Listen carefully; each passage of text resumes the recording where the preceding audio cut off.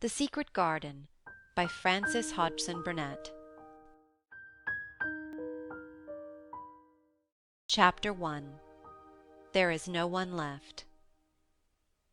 When Mary Lennox was sent to Misselthwaite Manor to live with her uncle, everybody said she was the most disagreeable-looking child ever seen. It was true, too. She had a little thin face and a little thin body, thin light hair, and a sour expression. Her hair was yellow, and her face was yellow, because she had been born in India, and had always been ill in one way or another. Her father had held a position under the English government, and had always been busy and ill himself, and her mother had been a great beauty, who cared only to go to parties and amuse herself with gay people. She had not wanted a little girl at all, and when Mary was born she handed her over to the care of an ayah, who was made to understand that if she wished to please the Mem-Sahib, she must keep the child out of sight as much as possible. So, when she was a sickly, fretful, ugly little baby, she was kept out of the way, and when she became a sickly, fretful, toddling little thing, she was kept out of the way also. She never remembered seeing familiarly anything but the dark faces of her ayah and the other native servants, and as they always obeyed her and gave her her own way in everything, because the Mem-Sahib would be angry if she was disturbed by her crying, by the time she was 6 years old she was as tyrannical and selfish a little pig as ever lived. The young English governess who came to teach her to read and write disliked her so much that she gave up her place in 3 months, and when other governesses came to try and fill it, they always went away in a shorter time than the first one. So, if Mary had not chosen to really want to know how to read books, she would never have learned her letters at all. One frightfully hot morning when she was about 9 years old, she awakened feeling very cross, and she became crosser still when she saw that the servant who stood by her bedside was not her ayah. "Why did you come?" she said to the strange woman. "I will not let you stay. Send my ayah to me."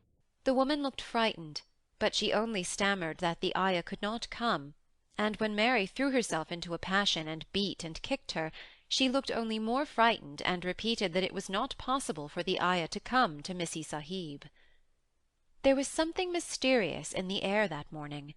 Nothing was done in its regular order, and several of the native servants seemed missing, while those whom Mary saw slunk or hurried about with ashy and scared faces. But no one would tell her anything, and her ayah did not come. She was actually left alone as the morning went on, and at last she wandered out into the garden and began to play by herself under a tree near the veranda. She pretended she was making a flower-bed, and she stuck big scarlet hibiscus blossoms into little heaps of earth, all the time growing more and more angry, and muttering to herself the things she would say, and the names she would call Sadie when she returned. "Pig, pig, daughter of pigs," she said, because to call a native a pig is the worst insult of all. She was grinding her teeth and saying this over and over again when she heard her mother come out on the veranda with someone. She was with a fair young man, and they stood talking together in low, strange voices. Mary knew the fair young man who looked like a boy. She had heard that he was a very young officer who had just come from England. The child stared at him, but she stared most at her mother. She always did this when she had a chance to see her, because the Mem-Sahib, Mary used to call her that oftener than anything else, was such a tall, slim, pretty person, and wore such lovely clothes. Her hair was like curly silk, and she had a delicate little nose which seemed to be disdaining things, and she had large laughing eyes. All her clothes were thin and floating, and Mary said they were "full of lace." They looked fuller of lace than ever this morning, but her eyes were not laughing at all. They were large and scared, and lifted imploringly to the fair boy officer's face. "Is it so very bad? Oh, is it?" Mary heard her say. "Awfully," the young man answered in a trembling voice. "Awfully, Mrs. Lennox. You ought to have gone to the hills 2 weeks ago." The Mem-Sahib wrung her hands. "Oh, I know I ought," she cried. "I only stayed to go to that silly dinner party. What a fool I was!" At that very moment such a loud sound of wailing broke out from the servants' quarters that she clutched the young man's arm, and Mary stood shivering from head to foot. The wailing grew wilder and wilder. "What is it? What is it?" Mrs. Lennox gasped. "Someone has died," answered the boy officer. "You did not say it had broken out among your servants." "I did not know." The Mem-Sahib cried. "Come with me, come with me." And she turned and ran back into the house. After that appalling things happened, and the mysteriousness of the morning was explained to Mary. The cholera had broken out in its most fatal form, and people were dying like flies. The ayah had been taken ill in the night, and it was because she had just died that the servants had wailed in the huts. Before the next day 3 other servants were dead, and others had run away in terror. There was panic on every side, and dying people in all the bungalows. During the confusion and bewilderment of the second day, Mary hid herself in the nursery and was forgotten by every one. Nobody thought of her, nobody wanted her, and strange things happened of which she knew nothing. Mary alternately cried and slept through the hours. She only knew that people were ill, and that she heard mysterious and frightening sounds. Once she crept into the dining-room and found it empty, though a partly finished meal was on the table, and chairs and plates looked as if they had been hastily pushed back when the diners rose suddenly for some reason. The child ate some fruit and biscuits, and being thirsty she drank a glass of wine which stood nearly filled. It was sweet, and she did not know how strong it was. Very soon it made her intensely drowsy, and she went back to her nursery and shut herself in again, frightened by cries she heard in the huts and by the sound of hurrying feet. The wine made her so sleepy that she could scarcely keep her eyes open, and she lay down in her bed and knew nothing more for a long time. Many things happened during the hours in which she slept so heavily, but she was not disturbed by the wails and the sound of things being carried in and out of the bungalow.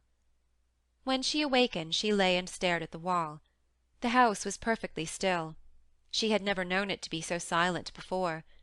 She heard neither voices nor footsteps, and wondered if everybody had got well of the cholera and all the trouble was over. She wondered also who would take care of her now her ayah was dead. There would be a new ayah, and perhaps she would know some new stories. Mary had been rather tired of the old ones. She did not cry because her nurse had died. She was not an affectionate child, and had never cared much for any one. The noise and hurrying about and wailing over the cholera had frightened her, and she had been angry because no one seemed to remember that she was alive. Every one was too panic-stricken to think of a little girl no one was fond of. When people had the cholera, it seemed that they remembered nothing but themselves. But if every one had got well again, surely some one would remember and come to look for her. But no one came, and as she lay waiting the house seemed to grow more and more silent. She heard something rustling on the matting, and when she looked down, she saw a little snake gliding along and watching her with eyes like jewels. She was not frightened, because he was a harmless little thing who would not hurt her, and seemed in a hurry to get out of the room. He slipped under the door as she watched him. "How queer and quiet it is," she said.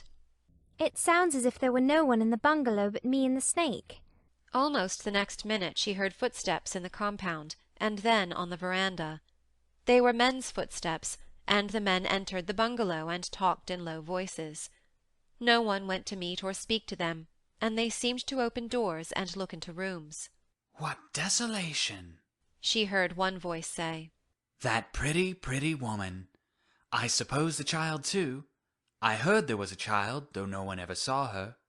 Mary was standing in the middle of the nursery when they opened the door a few minutes later. She looked an ugly, cross little thing, and was frowning because she was beginning to be hungry and feel disgracefully neglected. The first man who came in was a large officer she had once seen talking to her father. He looked tired and troubled, but when he saw her he was so startled that he almost jumped back. "Barney!" he cried out. "There's a child here. A child alone. In a place like this. Mercy on us, who is she?" "I am Mary Lennox," the little girl said, drawing herself up stiffly. She thought the man was very rude to call her father's bungalow a place like this. "I fell asleep when everyone had the cholera, and I have only just wakened up. Why does nobody come? It is a child no one ever saw!"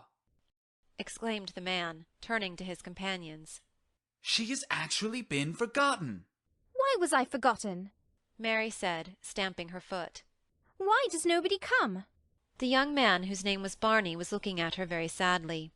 Mary even thought she saw him wink his eyes, as if to wink tears away. "Poor little kid," he said. "There is nobody left to come." It was in that strange and sudden way that Mary found out that she had neither father nor mother left, that they had died and been carried away in the night, and that the few native servants who had not died also had left the house as quickly as they could get out of it, none of them even remembering that there was a Missy Sahib. That was why the place was so quiet. It was true that there was no one in the bungalow but herself and the little rustling snake. End of chapter 1.